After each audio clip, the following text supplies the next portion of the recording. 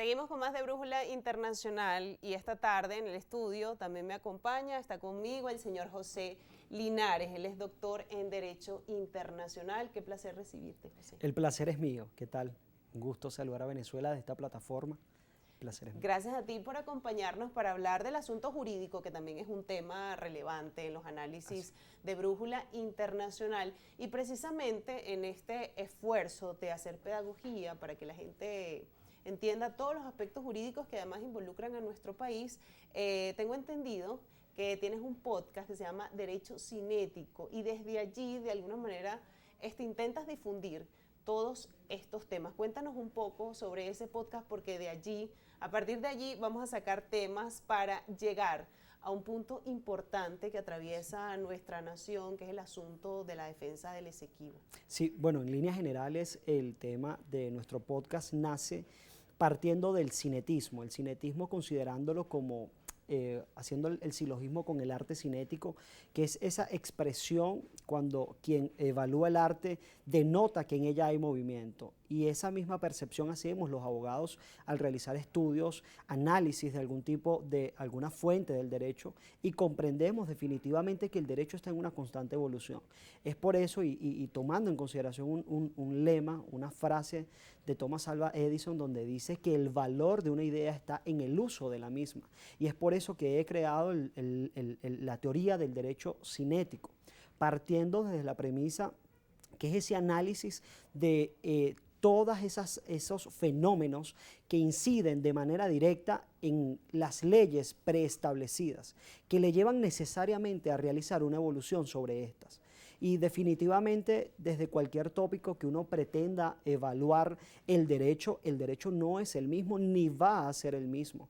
Por eso Eduardo Couture escribió un libro muy importante denominado Los mandatos del abogado, donde dice que el abogado debe prepararse y estudiar, porque si no lo hace, cada día sería menos abogado. Partiendo de esa premisa, queremos incentivar en la comunidad jurídica, incluso en la comunidad que tiene una incidencia desde lo social, ese punto donde el derecho debe necesariamente atender a esa necesidad social y en base a esta realizar una transformación. Ahora bien, José Daniel, en este podcast hablan sí de derecho, pero ¿qué lugar tiene el derecho internacional? Que además es un aspecto que es muy importante en este espacio, sobre todo en momentos como el que atraviesa nuestro país, en este asunto de la defensa del Esequibo. Y a partir de aquí sale una rama del derecho fundamental, que es el derecho internacional público. En este punto, ¿cómo han abordado este tema y cómo conectarlo con lo que está ocurriendo ahorita mismo con la defensa del Esequibo? Bueno, en principio, tocando el tema del derecho internacional público, es importante señalar lo referido a que el derecho internacional público tiene dentro de sus fuentes o dentro de las ramas propias del derecho internacional público lo referente al derecho internacional de los derechos humanos. ¿Qué significa esto? Si hablamos del derecho internacional público y de los sujetos que intervienen en este, podemos referir que en un primer orden tenemos a los estados como sujetos de derecho internacional público. ¿Qué quiere decir? Solamente un territorio con población y gobierno tiene capacidad de poder tener una voz, un voto, una preponderancia en una comunidad internacional. Esto ocurre primero en la Sociedad de las Naciones y posteriormente a la Segunda Guerra Mundial se crea las Naciones Unidas. En este sentido ya nosotros hemos podido determinar que las Naciones Unidas y toda la comunidad internacional luego de esto le da una oportunidad a lo referido a la persona, porque en principio si analizamos los sujetos de derecho es los estados, las organizaciones internacionales, y estos a su vez pueden, y algo que da la base, que da el sustento del derecho internacional, es que el derecho internacional está sumido entre tratados, acuerdos, pactos, convenios, y solamente entre estos pueden realizarse, Estado con persona internacional, con organismo internacional.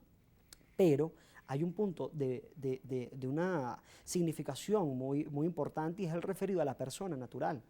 ¿Qué quiero decir con esto? Existe una jurisdicción internacional denominada la Corte Penal Internacional, ¿Qué ocurre en la Corte Penal Internacional? ¿Qué ocurre inclusive en la Corte Interamericana de Derechos Humanos? Son postulados que nacen con el propósito de que si existe sobre una persona determinada algún acontecimiento, pues otro Estado, por lo menos en la Corte Internacional de Justicia, inclusive la persona, puede concurrir a ese organismo internacional y producir una queja, alguna reclamación. Esto tiene unas reglas, por ejemplo, tenemos la regla del agotamiento de la vía interna o de los recursos internos, es decir, una persona que se sienta afectada no puede ir per se a un organismo internacional si antes no ha demostrado que ha agotado todos los recursos internos. Existen sus excepciones, los cuales pueden ser referidos cuando un Estado no da evidencia de que, bueno, pueda tener de una manera u otra los mecanismos para poder satisfacer de pronto a este quejoso, a este que está recurriendo a un organismo internacional.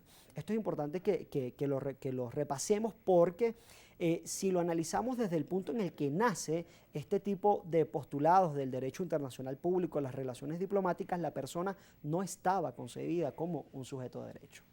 Ahora bien, José Daniel, hay críticas con respecto al derecho internacional humanitario. Hay autores que no lo consideran como una fuente de derecho porque es un ordenamiento jurídico que no se ha creado de la misma forma en que se crean los ordenamientos jurídicos internos de los estados.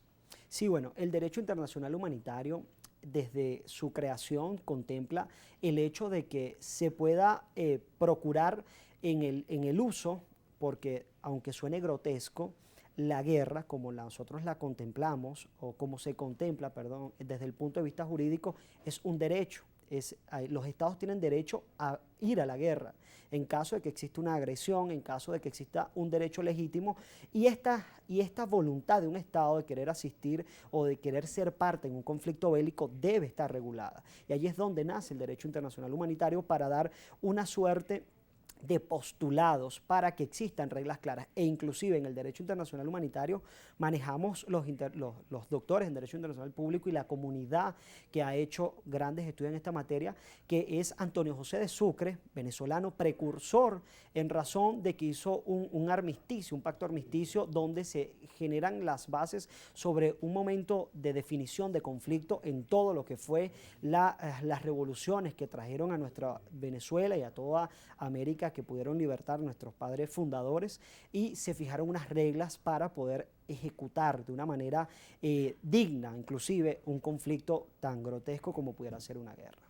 Ahora bien, José Daniel, fíjate que aquí también es preciso analizar el papel de la Corte Penal Internacional y la aplicabilidad del derecho internacional público, porque en este punto aquí puede debatirse lo vinculante o no de estas normas jurídicas que surgen del derecho internacional público y si los estados están realmente facultados para adherirse o aplicar todas estas normativas. Sí, en principio todas estas jurisdicciones internacionales nacen porque se ha propugnado un estatuto, un acuerdo, un tratado, y los estados partes se someten, junto con su firma, al sometimiento de esta.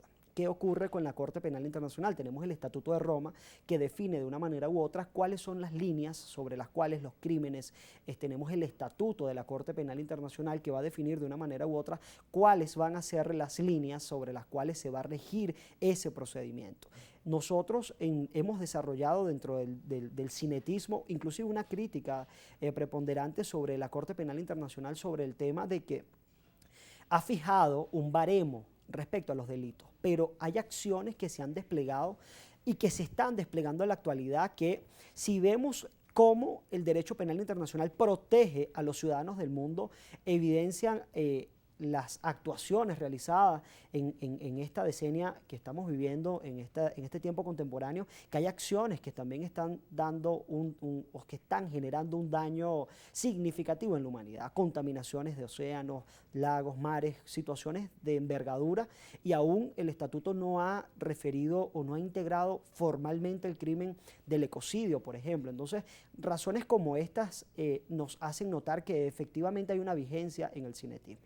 Ahora bien, con ocasión a la Corte Internacional de Justicia y el conflicto Venezuela-Guyana, La Corte Internacional de Justicia nace con el propósito de poder llevar a cabo o poder resolver esas disputas que se ocasionan entre un Estado y otro, un Estado reclamante, un Estado, otro Estado que en este caso es a quien se le hace el reclamo. Venezuela se encuentra allí por ocasión bueno, nos encontramos allí todos los venezolanos por ocasión a un acto que yo pudiera decir que está fuera o sí, no está enmarcado en la ley. Y me atrevo a decir esto porque efectivamente si nosotros analizamos ese acuerdo de París que se suscribió en 1899, donde se intenta hacer el despojo a la luz de lo que es el derecho en general, el derecho comparado, nuestro derecho interno y cualquier derecho interno, todos los derechos exigen que existan normas éticas, normas de procedimiento, normas que exijan un cumplimiento formal.